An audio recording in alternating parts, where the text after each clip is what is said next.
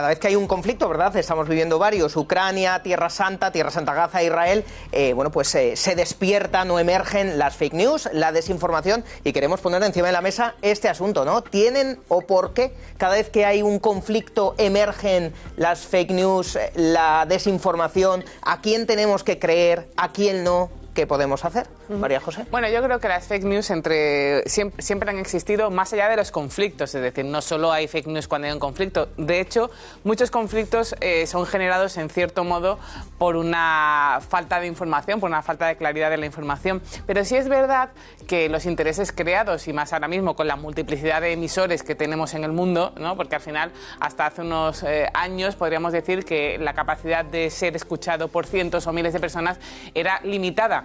No todo el mundo. Ahora con las redes sociales, aunque sí es verdad que existe una burbuja autorreferencial que todos tenemos, que eso es evidente, pero pues uno puede llegar a decir algo que lo escuche. Bueno, pues hemos tenido casos realmente hasta divertidos, ¿no?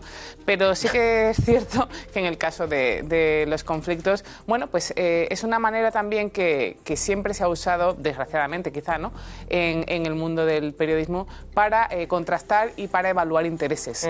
Y también para testar, ¿no? Y también, otro modo, es una forma de lucha. Siempre se ha llamado a la prensa el cuarto poder. Ahora mismo ese cuarto poder sigue estando presente. Yo no creo que se haya diluido, pero sí que es verdad que con las fake news lo que ha pasado es que aparece como un quinto poder, ¿no? Que es como iba a decir la institucionalización de la mentira. Cuando uno repite 1000 veces una mentira, sí, ¿no?, y puede llegar a convertirse en verdad, ¿no? José Ramón. No recuerdo el autor, pero hay una frase que creo que lo define bastante claro, que es que la primera víctima en una guerra siempre es la verdad.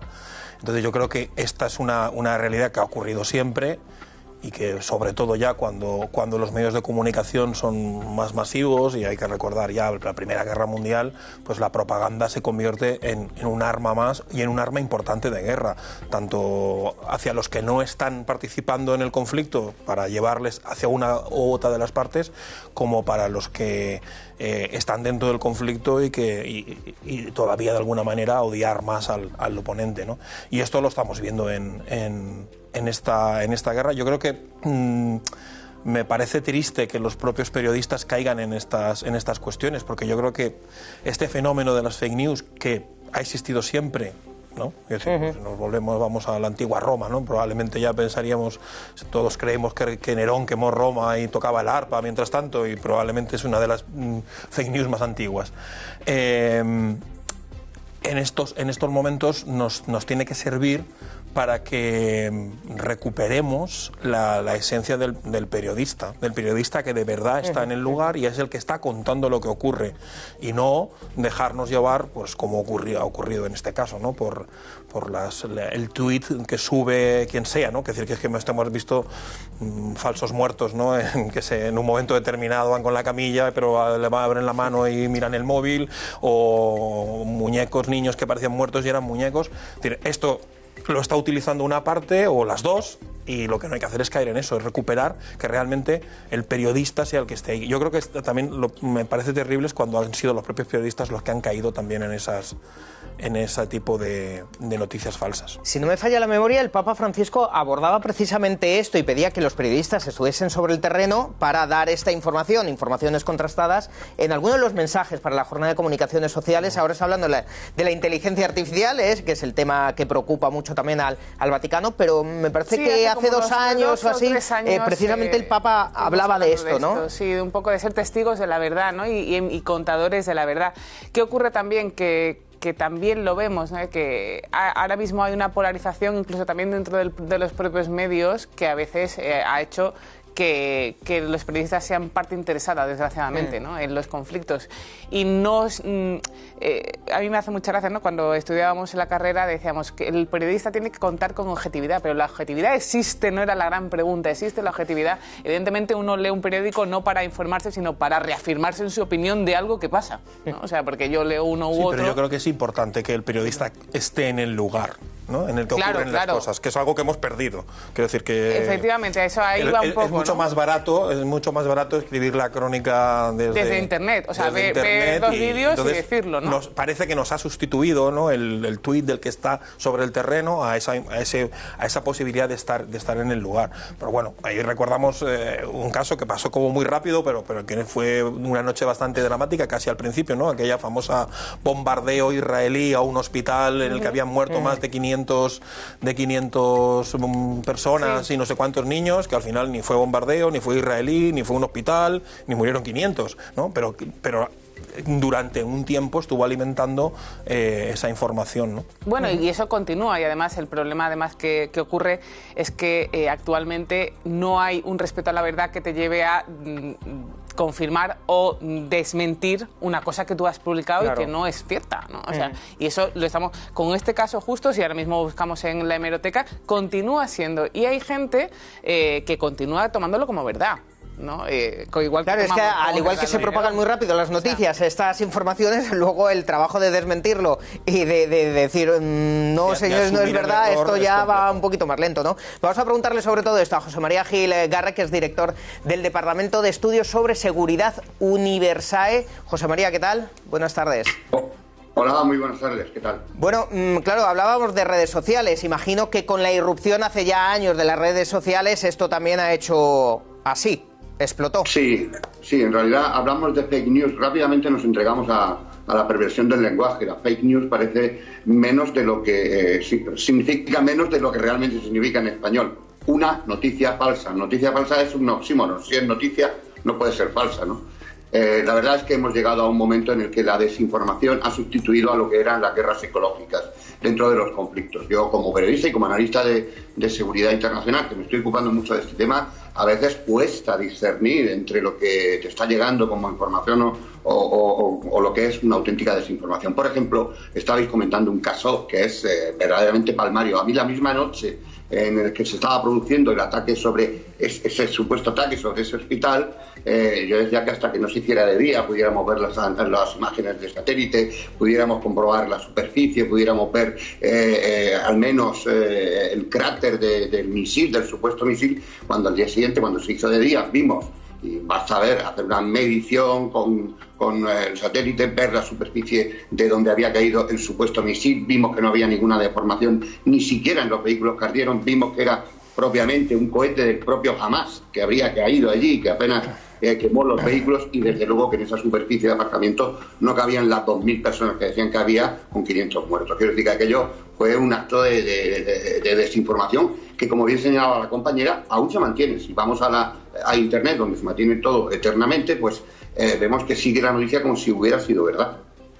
Claro, y ante esto, ¿qué podemos hacer, José María? Porque, como decíamos, se propaga rápidamente, pero luego cortar, frenar esa noticia falsa, como decíamos, pues algunas duran y perduran ya hasta la eternidad, ¿no? Y quedarán, porque, mira, en esto de la desinformación, el no comentar cosas constituye un acto de desinformación. Si vemos, por ejemplo, todo lo que se está haciendo contra misioneros, cristianos, en los diferentes, antes comentabais algunos de los hechos que se habían producido, ¿no?, recientemente en Nigeria y en otros países, ¿no? Vemos que hay un auténtico silencio en los medios generalistas, como si las víctimas, esos misioneros, esos cristianos que a veces son quemados o bombardeados dentro de una iglesia, juntos, en un acto consciente, doloso, deliberado, absolutamente cruel y abyecto, vemos que no se habla.